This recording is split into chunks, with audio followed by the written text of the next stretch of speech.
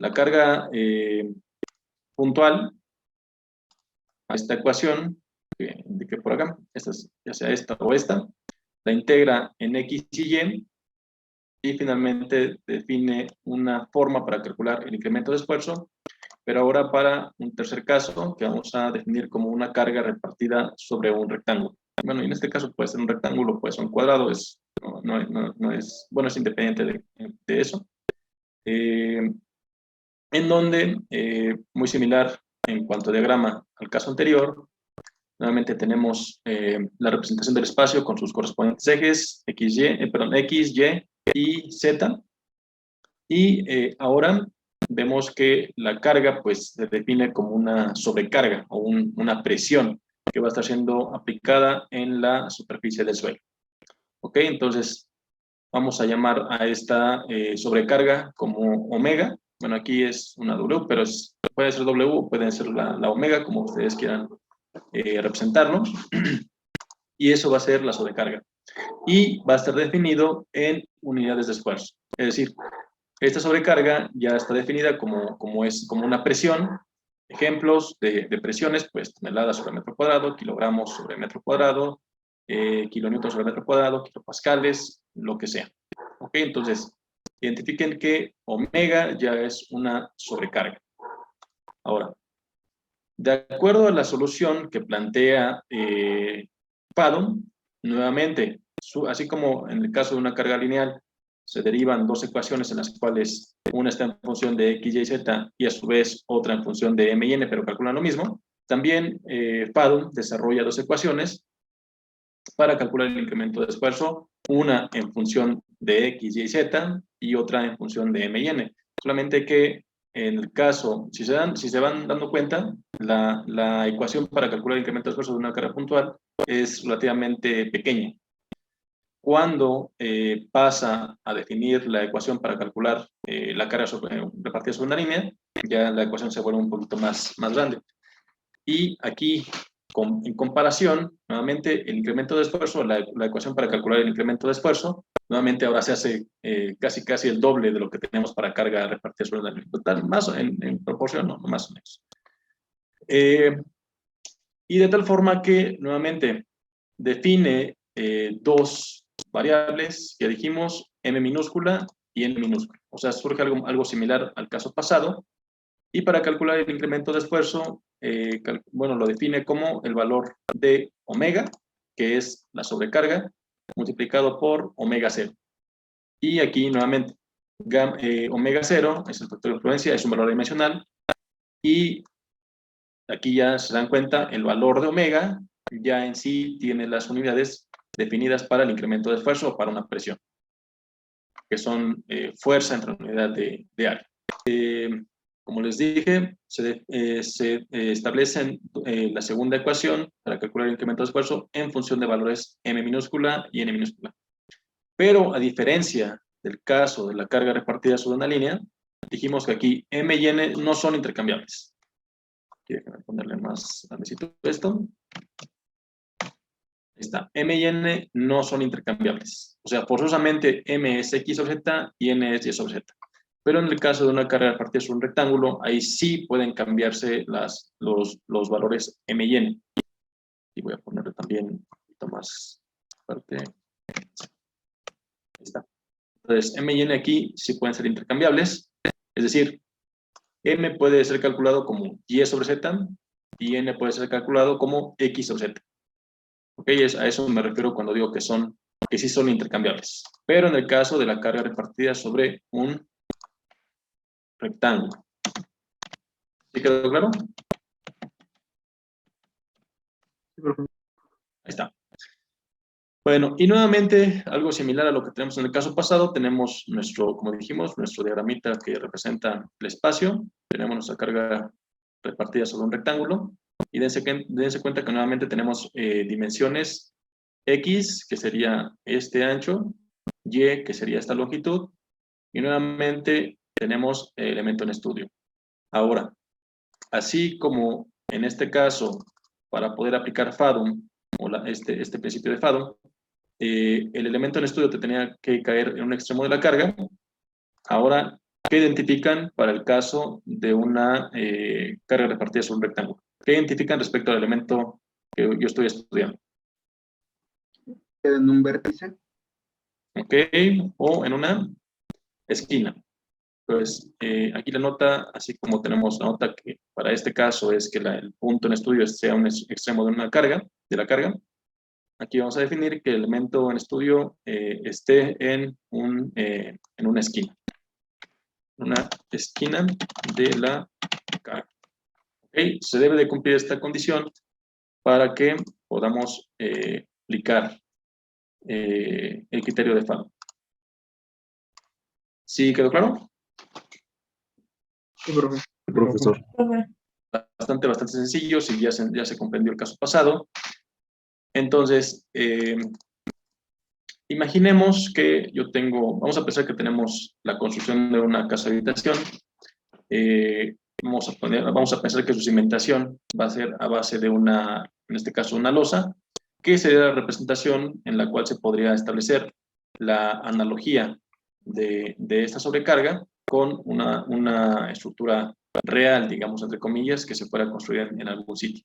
Ok, entonces, vamos a pensar que tenemos un terreno y vamos a pensar que en ese terreno vamos a ocupar toda el área, ¿no? Vamos a indicarle algunas dimensiones para hacer un ejemplo bastante sencillo. Vamos a ponerle que ¿cuánto les gusta un ancho de un predio común, de una casa habitación común? Entonces, si quieren, vamos a indicarle 8 metros. Y aproximadamente de profundidad o de longitud, ¿cuánto tiene? Como 20. Entre 15 y 20 metros, ok, vamos a indicarle 17 metros. Entonces, este terreno tiene un área de 8 por 17 metros, 136 metros cuadrados. O algo, ¿no? Pero pensemos que yo voy a construir una estructura en una losa, así que tengo una cimentación a base de una losa, 8 metros de ancho y de longitud 15 metros. ¿Okay? Entonces, identificar entonces que esto va a ser una L mayúscula y a esto le vamos a llamar que va a ser una B mayúscula. Entonces, B es el ancho de la losa y la L es la longitud de losa. Esto, para que no vayan a cometer el error, esta, digamos, es la vista en planta y pues que va a tener 3 niveles. Entonces, de manera esquemática, vamos a indicar que va a tener 3 niveles. Cada una de estas líneas, sí. Vamos a indicarle que esta es la superficie suelo. Ahí está. Tenemos planta baja y 2 niveles superiores. Ahora, dijimos, esto va a tener una cimentación. Es obvio que la cimentación no es un elemento que no tiene espesor. Ya sabemos que, ya les comenté, que las losas normalmente se conforman por una plancha de concreto reforzado, que en algunos casos le construyen algunas traves de rigidez. Pero aquí vamos a hacer la representación de que esta es mi losa de cimentación, que va a estar prácticamente esplantada a nivel de superficie, y sobre mi losa, pues, mis niveles, mi planta baja y mis niveles superiores. Bueno, ahí, ¿sí me estoy explicando? Sí, profe. Sí, Okay. profe. Y esta vista, pues, sería una elevación. Ok, bueno, aquí la losa tendría el mismo espesor, que, bueno, hay unos 8 metros. O Aquí van 8 metros, así como están. Esto, digamos, es la proyección. Desde el punto de vista conservador, si no conocemos o no tenemos o no contamos con la bajada de cargas y yo requiero hacer algunos análisis preliminares, puedo considerar que por cada nivel de construcción, con esa estructuración que les acabo de decir, la estructura va a descargar 1 tonelada por metro cuadrado. Entonces, si esto es 1 tonelada por metro cuadrado, el siguiente también va a ser lo mismo y el siguiente va a ser otro. Sí. Por lo tanto, desde un punto de vista bastante simplista, ¿cuánto va a descargar en una presión la estructura que yo estoy construyendo? 3 toneladas por metro cuadrado. Bastante sencillo, ¿no? Entonces, yo puedo decir que en una representación de sobrecarga, mi estructura va a descargar con una sobrecarga de 3 toneladas sobre metro cuadrado. Y esa sobrecarga va a estar repartida de manera teóricamente uniforme en el área de desplante de mi losa. Aquí, entonces, en esta área se estaría aplicando una sobrecarga de 3 toneladas sobre metro cuadrado. Es obvio que ese valor que les estoy comentando de 1 tonelada por metro cuadrado por nivel es, como les dije, es un valor práctico para cuando se requieren hacer análisis preliminares. Ok. Bueno, entonces, la idea es, así como en el caso de carga de partida sobre una línea, ¿cuál va a ser el incremento de esfuerzo? Ahora, la cuestión es la siguiente. Como dice, este es el ejemplo 1, y necesito que se revise lo siguiente. Calcular incrementos de esfuerzo. Voy a poner este punto aquí, que es una esquina de mi losa. Voy a ponerlo aquí. Voy a poner otro aquí. Y voy a poner otro aquí más o menos. Entonces, ¿qué más tengo que identificar? Voy a indicar lo siguiente. Que esta distancia entre este punto y este punto va a ser B sobre 2. También entre esta esquina y este punto, esta distancia va a ser L sobre 2. Esta flecha corresponde a la longitud de la losa. Y esto, pues, ya que esto es B sobre 2, esto es L sobre 2, ¿esto qué es? A ver, esquina, mitad de claro corto, mitad de claro largo, ¿y esto qué es? El centro. El centro geométrico de la losa de esta losa. ¿Sí están de acuerdo? Sí. Ok. Bien. Yo quiero calcular el incremento de esfuerzo. Claro. Insertar incremento de esfuerzo. Vamos a indicarle que va a ser toneladas sobre metro cuadrado en la esquina. Después, mitad claro corto, mitad claro largo y centro. Ok, entonces, muy similar a lo que hicimos en el caso pasado, y aplicando FADO, ¿qué tendría que hacer para calcular el incremento de esfuerzo en la esquina de esta losa? ¿Qué necesito?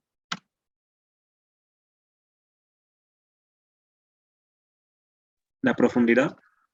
Ok. Vamos a indicarle que está aquí, ¿cuánto lo hicimos? A 5 metros, ¿no? Vamos a empezar lo mismo.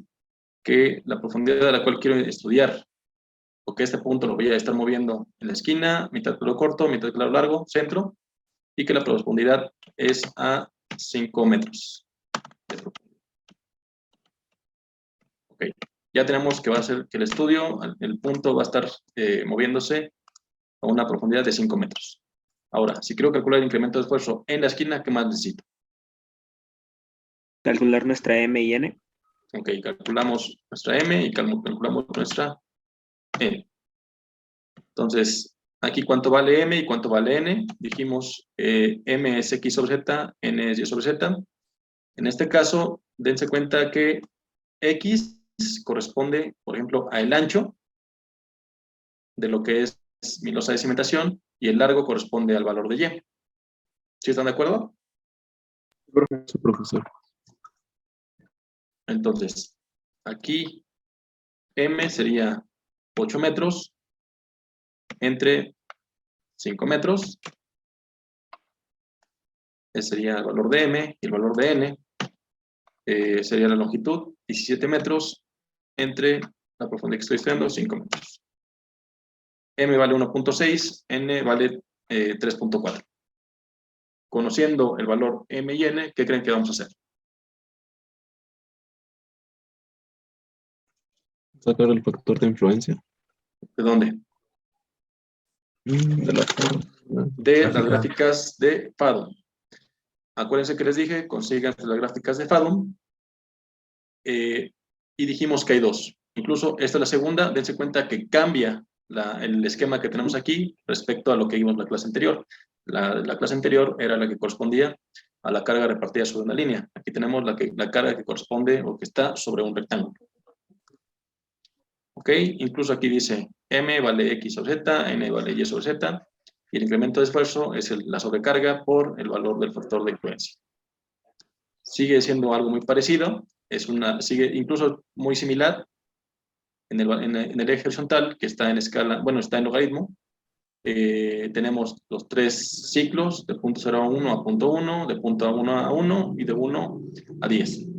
Entonces, vamos a hacer lo mismo que fue la clase pasada, buscar el valor de N en el eje horizontal y buscar la curva con valor M. Si no hay valor exacto de la M, dijimos que podemos hacer la propuesta a ojo, y conociendo el valor N y la curva M, encontramos el factor de influencia. ¿Sí o no? Sí, profesor. Sí, profesor. Entonces, N vale 3.4. Entero, 3, bueno, entero 3 y 0.4 en decimal. Y M, 1.6. Entonces, 3.4 estaría en el tercer ciclo. Aquí tenemos el valor de 3 enteros. 3 entero, 4 entero, entonces 3.4 también está aquí en escala logarítmica. 3.5 no estaría aquí, estaría un poquito más desplazado hacia acá. Entonces, 3.5 aproximadamente sí estaría a la mitad, entre 3 y 4. Entonces, 3.4 de valor de N y el valor de M de 1.6. Entonces, ¿cuánto? 1.6. Entonces, vamos por aquí arriba. Aquí dense cuenta que tenemos el valor de infinito, M de 3, 2, 2, 2.5, 2, 1.8, 1.6, 1.4, 1.2, 1. Entonces, y hacia abajo, el valor M se va hacia un valor de 0. Entonces dijimos 3.4 y M de ¿cuánto? 1.6. 1.6. 1.6. Si hay curva exacta. Aquí más o menos sería el cruce aproximado. Nuevamente, trazan una línea hacia la derecha o hacia la izquierda y obtienen el valor del factor de influencia. 0.231. ¿Ok? A ojo, es obvio, dijimos que va a haber una cierta diferencia tal vez.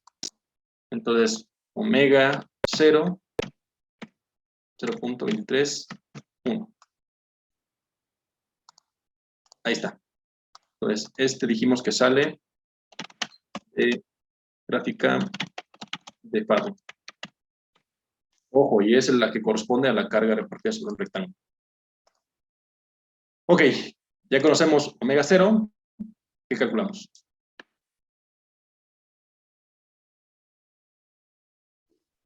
Y el incremento de esfuerzo. El incremento de esfuerzo, ya que va a ser igual, 3 toneladas metro multiplicado por el factor de influencia. 3 toneladas metro cuadrado. Metro 3 cuadrado. toneladas metro cuadrado por el factor de influencia. Y ahí está.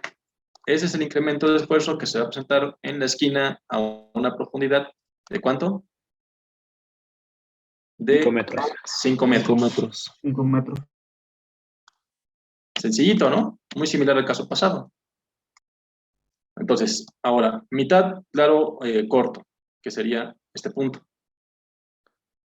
Si yo quito, bueno, solo que si yo quito los de acá, debería un poquito más así. ¿Qué tendría? Ya dijimos que tiene que ocurrir en el punto que vamos a estudiar respecto a la carga para que pueda aplicar FADO. Debe de estar en la esquina. Que está en la esquina de ese punto. No, por eso No. lo vamos a dividir en 2. No, se divide Ok. De manera intuitiva, pues nos dicta que tendríamos que dividir la figura. Y sería 2 rectángulos simétricos entre sí, este y este de acá, ¿sí o no?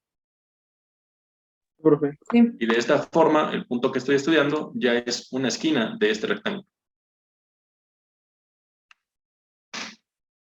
Ok, entonces, ¿cuánto vale para este punto? Estamos estudiando este. Ahora, ¿cuánto vale M y cuánto vale L? Sí, profe. Entonces, voy a poner nuevamente el rectángulo para que sería, para estudiar este punto, sería así. Entonces, B y L, o X y Y. X sobre Z, Y sobre Z. ¿Sí quedó claro?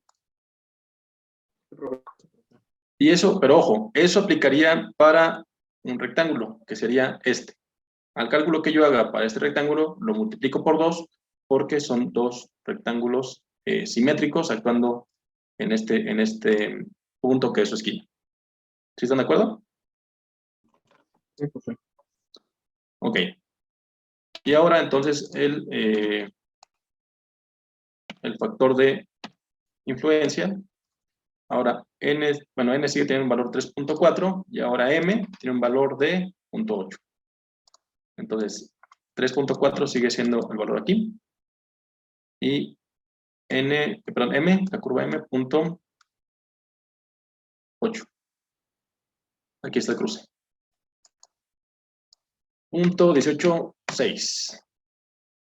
Entonces, el cálculo del factor de, perdón, del incremento de esfuerzo es 3 por el factor de influencia, 0.558. Eso para un rectángulo. Por lo tanto, ¿qué dijimos que tenemos que hacer? Multiplícalo por 2. Por 2. Ahí está. Entonces, ojo, este 2 es porque son 2 rectángulos simétricos de las mismas dimensiones. ¿Sí quedó claro? Sí, profe. Ok, y ya está. Mitad, claro, bueno, ya. Creo que ya se entendió el concepto.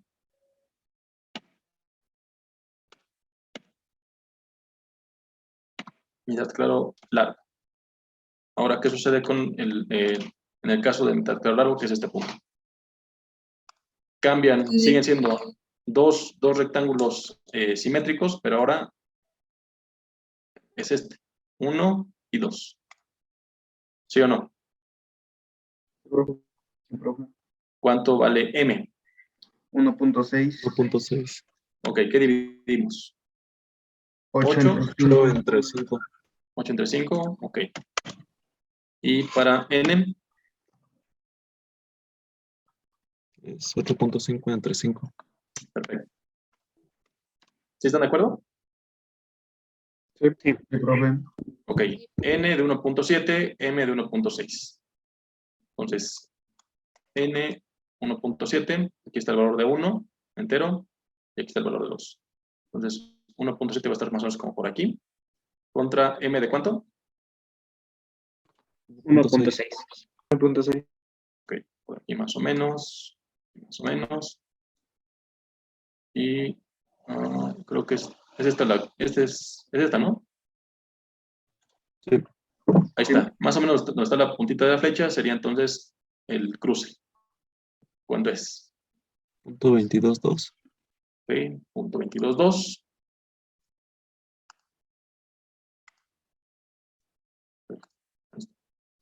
Punto 22.2.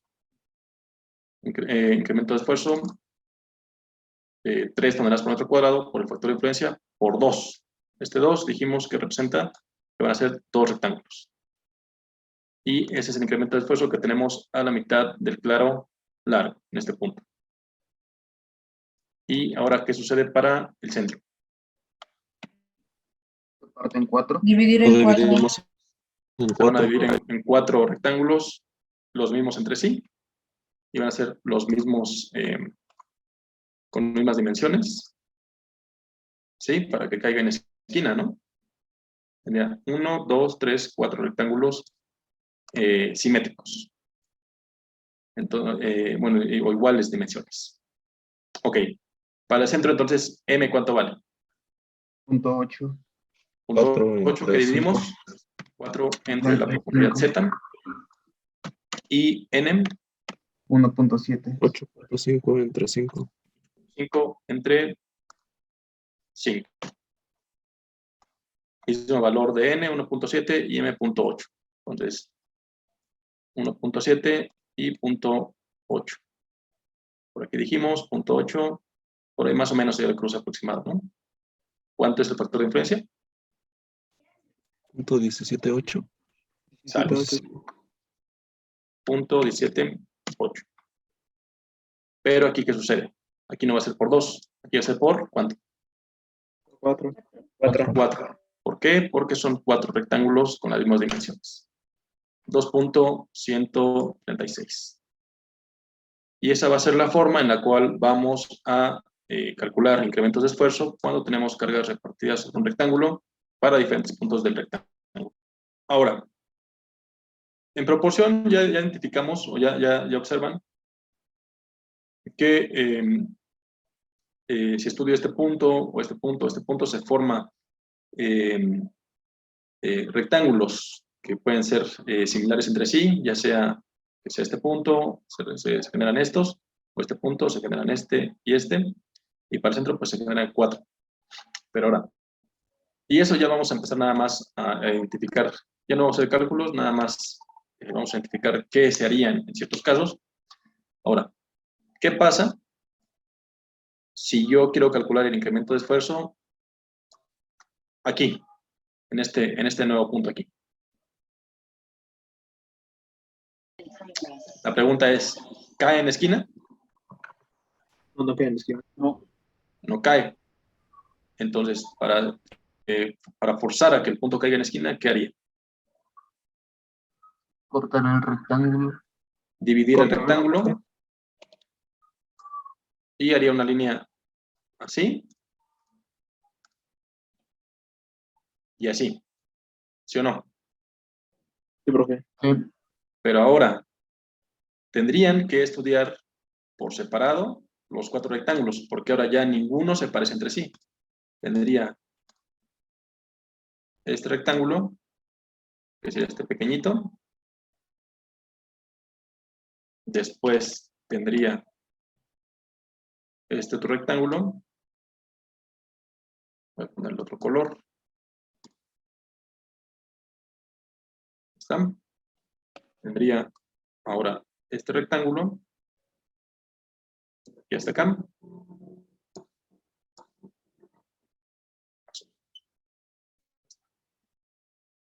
Color morado.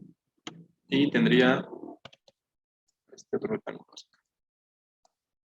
De manera muy esquematizada, ¿no? Voy a ponerle un color distinto. Sí. Ahí está. Es obvio que tendría que contar con las condiciones geométricas, cuánto tiene de esta longitud, cuánto esta, y en ese sentido, cuánto tiene este y cuánto tiene este. Pero entonces tendríamos que hacer 4 análisis totalmente distintos entre sí. Entonces, esto, ya dijimos, va a ocurrir cuando el punto que yo estoy estudiando pues no caiga precisamente en un punto que ya comentamos. Esto aplicaría para cualquier punto que yo quiera estudiar. Tendríamos que dividir la figura en 4 rectángulos totalmente distintos entre sí en cuanto a propiedades geométricas, que sería el cálculo para cada uno de ellos y al final sumarlo. ¿Ok? Otra vez, principio de superposición de causas y efectos. Ahora, ¿qué pasa? Y eso sí puede llegar a ocurrir. ¿Qué pasa si yo no quiero calcular ni adentro ni en el perímetro, sino que quiero calcular un punto que está afuera de mi rectángulo? Ahora, ¿qué sucede? Sería crecer el rectángulo. Ok, crezco el rectángulo, de tal forma que hago esto, ¿no? Déjenme hacerlo un poquito más. ¿Está? Déjenme cambiar las propiedades. Sin relleno y que vamos a ponerle la sólida, color negro y un poquito más dulce. Ahí está. Algo así. Entonces, dense cuenta que esta parte que tengo aquí sería una proyección del área que tengo acá. ¿Sí o no? Sí, profe. La pregunta es, ¿cuánto tendría de sobrecarga esta parte que está, digamos, bueno, es en color blanco, pero pues se ve ahí las celdas? ¿Cuánto tendría de sobrecarga esta parte que yo sé que es imaginaria y nada más estoy ocupando como una forma de proyectar la carga y que caiga en esquina con el punto que estoy estudiando? Como dijimos, este sigue estando a 5 metros de profundidad, pero está fuera del área cargada. Lo que estoy haciendo es esto. 3 toneladas sobre metro Va cuadrado. a seguir teniendo 3 toneladas sobre metro cuadrado el área que estoy creciendo, el rectángulo. ¿Sí o no? Sí, profe. Ok. Entonces, yo estoy haciendo una, ¿cómo se dice? Bueno, estoy forzando a que mi carga rectangular caiga en esquina respecto al punto que estoy estudiando. Ahora, yo sé que esta parte, esto de acá, no es parte o no tiene una sobrecarga como la que tengo aquí. Vamos a lo siguiente. Vamos a ponerle nombres a los vértices. Como les dije, ya no vamos a hacer análisis numéricos, ahorita nada más es descriptivo para que identifiquen digamos, los pasos a seguir, el algoritmo, como ustedes quieran nombrarle. A ver, si yo quiero calcular, esto es digamos, esto fue del ejercicio 1, ahorita estamos calculando en el punto A que está fuera de la carga. Entonces, si yo quiero calcular el incremento de esfuerzo, aquí, punto A, que está fuera de la carga. Díganme qué vértices tomarían para generar el rectángulo que me ayudaría a calcular el incremento de esfuerzo fuera de la carga. El rectángulo que se forma por qué vértices. Por A, B, Y Entonces voy a poner que el cálculo estaría en función del rectángulo que se forma a partir de los vértices A, B, F y H. ¿Sí o no? A, B, F y H. ¿Todos están de acuerdo? Sí, profesor. Ok, pero dense cuenta que hay unas partes que ya dijimos que no corresponden a la condición real de la sobrecarga y por lo tanto tengo que a lo mejor quitarle algunas secciones. Y me falta un vértice. Voy a indicarle GH y mayúscula.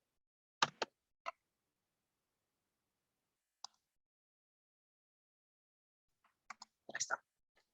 Bien, entonces esto me corresponde al rectángulo que está aquí. Entonces, empiezo a preguntarme, ¿me pasé? ¿Me falta? ¿O estoy tablas?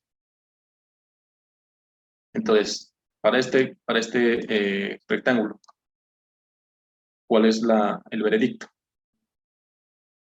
¿Nos pasamos? Nos pasamos. ¿Por qué? Porque estoy considerando esta parte adicional de aquí. Entonces, si me pasé, tengo que quitar. Ahora, le voy a quitar un cierto incremento generado por qué rectángulos, o por qué rectángulo primero. Es Eso, acuérdense que siempre los rectángulos que sume o reste, uno de sus vértices tiene que estar forzosamente en la esquina para que pueda aplicar fado. sería el que se forma en el vértice A, B, C y E. ¿Todos están de acuerdo? A, B, C y E. Entonces, estoy quitando este rectángulo. ¿Sí o no? Sí, profe. Ok, pregunta. ¿Me pasé? ¿Me falta? ¿O estoy tablas? Me sigo pasando. Ok, me sigo pasando. Entonces, le tengo que quitar. ¿Qué le quito? El que se forma en A, H, I y G. Ok, A, H, I, bueno, vamos a hacer A, H, G, I. A, H, G, I. Entonces, estoy quitando este de aquí, estoy quitando este de acá. ¿Me falta, me pasé o estoy tablas? Ahora le Falta. falta ¿Ahora qué le falta? el A, E, D, I. Bueno, sumar o poner, ¿no? Entonces, hubo una pequeña sección que quité 2 veces. ¿Sí o no? Sí. Entonces, ya que lo quité 2 veces, pues tengo que sumarlo una vez, que es este rectángulo, este pequeñito, que es rectángulo A, E, D, I. ¿Sí o no? Sí. A, E, D, I. Me pasé, me falta, pues estoy tablas. Ahora sí ya está tablas. Esas tablas, ¿no? Esto, esta parte de aquí, es todo el rectángulo. Esta parte de acá es este rectángulo. Esta parte de acá es este rectángulo. Y esta parte de acá es este rectángulo porque lo quité 2 veces cuando quité este y cuando quité este.